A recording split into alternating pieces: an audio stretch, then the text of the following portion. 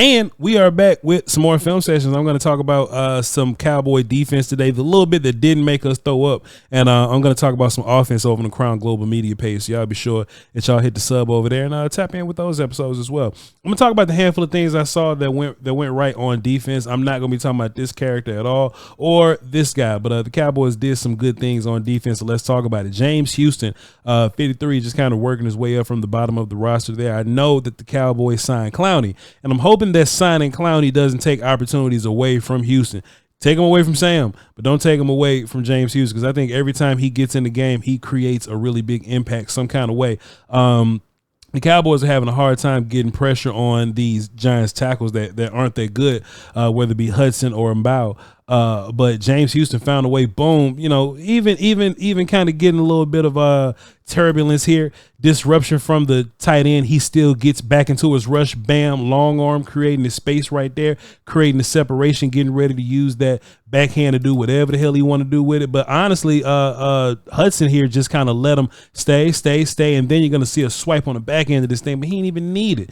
And it's interesting because you would imagine here that James would take this outside and continue to bend it. What he did was take the outside, capture, and he could have just kind of kept going from this point right here and won. But instead, if y'all look at Hudson's hips, they are going to start pointing this way. And boy, that's when James is going to boom, get back inside, bam, get the sack on Russell Wilson there. Now, I think this BS right here, they counted this as a sack and a get rid of the football. That's a fumble, but it is what it is, though. Shouts out to James Houston making the play.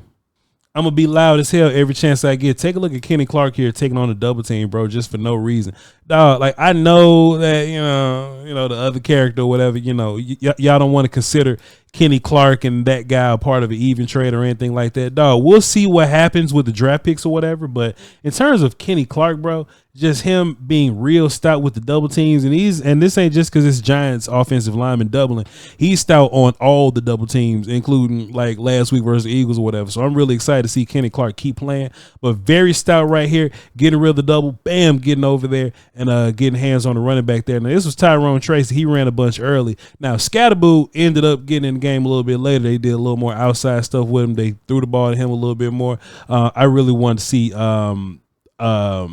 Kenny Clark smacked the hell out of him. But as of right now, boom, just this double, not getting no movement at all, bro. And he eventually makes a play on this too. Sanborn comes in late, but that's about all he did yesterday. How about this one? Kenny Clark made a fantastic rebound from what he did last week. He was able to see things much better. Good for him. Because he just looked a little bit lost last week, and it could just be the Eagles offense and how they operate, the running quarterback situation and all that. But Kenny Clark immediately is reading pitch to the outside. He wins the leverage battle with the offensive lineman number 74 right here. Was this a result of any type of double team or anything, or 74 just kind of climbed? Yeah, 74 climbed immediately, and Clark just kind of slipped and came down. Bam, got his hands on what's his face there, Scatterbo. And even if you take a look at what your interior linemen were able to do, Osa and Kenny Clark, they were able to kind of skate over their blocks as well. Clark came in late, but taking a look at Osa, defeating his block, boom, boom, here he goes here, bam.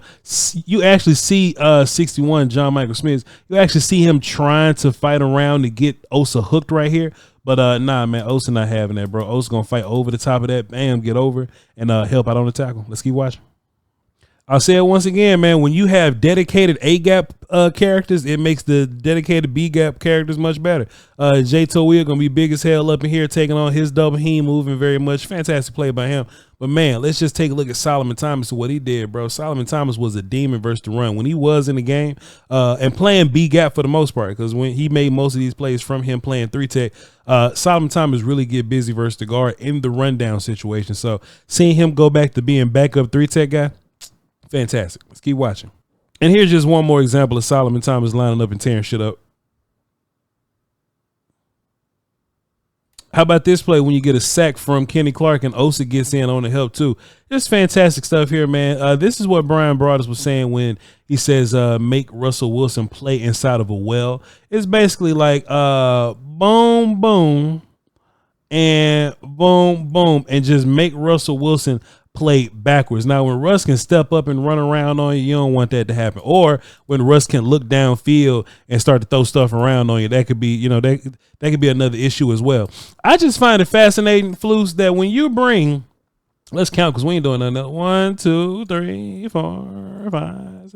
Man, look, when you bring more than 4 people, Eberflus, you speed clocks up.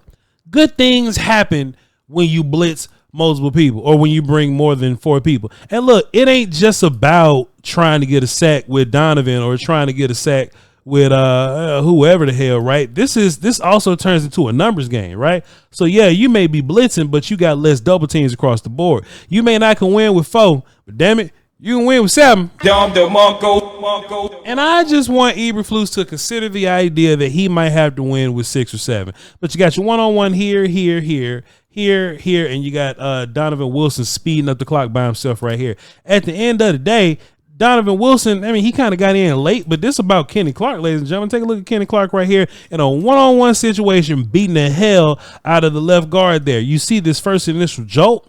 Boom. Kenny Clark getting hands back inside, getting eyes on Russell Wilson and a good reach and swipe for the foot. He's gone. Even if Kenny Clark wasn't there, this is the positives, right? The positives of bringing more than a few people so that you can get more one-on-ones. Now you got Oso Digizua one-on-one versus the right guard there. So even if Kenny Clark didn't get busy, you got Oso Digizua running down the middle. And if that ain't work, you got Donovan Wilson running over to the outside. Dog, like this ain't rocket science, Flus. This ain't rocket science, bro. And I'm literally just a dude with a camera and a microphone. I ain't nobody. Like, you ain't got to listen to me for real. But dog, like, this thing is much better. And there's evidence from it from this week. There's evidence from it from last week. You can be a good defensive coordinator, Matt Eberflus, and you know how to be a good defense coordinator because you've done it before and I haven't. But dog, you can't get pressure with 4 because 11 ain't here. You can't get pressure with 4 because 11 ain't here. Did you hear what I said? Now, I don't know what number Jadeveon Clowney going to have. If we real messy, just give him 11. I'm going to tweet that. That's going to be funny as hell. Hey, look, just give Clowney number 11 and just, like, let him fly. But, dog, like, you know, bringing multiple people will speed up the clocks of some of these quarterbacks. It'll make the pass rush job much easier for the rest of you guys. But that's all I got for y'all today. Appreciate y'all. Love y'all. 2 pieces. I'll catch you next time. Watch the film over here and on Crown Global. Salute. Ladies and gentlemen, this content is brought to you by Frankel & Frankel, the best personal injury lawyers in the DFW. If you get into an accident or get hit by a truck, call the Frankels immediately. Because if you call the insurance company, they're going to try to get over it. If you call your mama, she going to panic. You need to call the Frankels and they can tell you what to do step by step. And it's free consultation, which makes them different from some of these other law firms because it's always this payment just to talk to somebody. You may talk to a robot. You may get a call center or something like that. If you call the Frankels 9 times out of 10, you're going to talk to a Frankel. Let me tell you something. Insurance companies do not like these guys. You can go to their website, frankelfirm.com, scroll to the bottom, and you can see some of the wins from their clients and the money that they made. They have 100 years of combined experience, and they used to defend some of these insurance companies. So they took that experience, knowing how they operate, and they're using it against them to help you.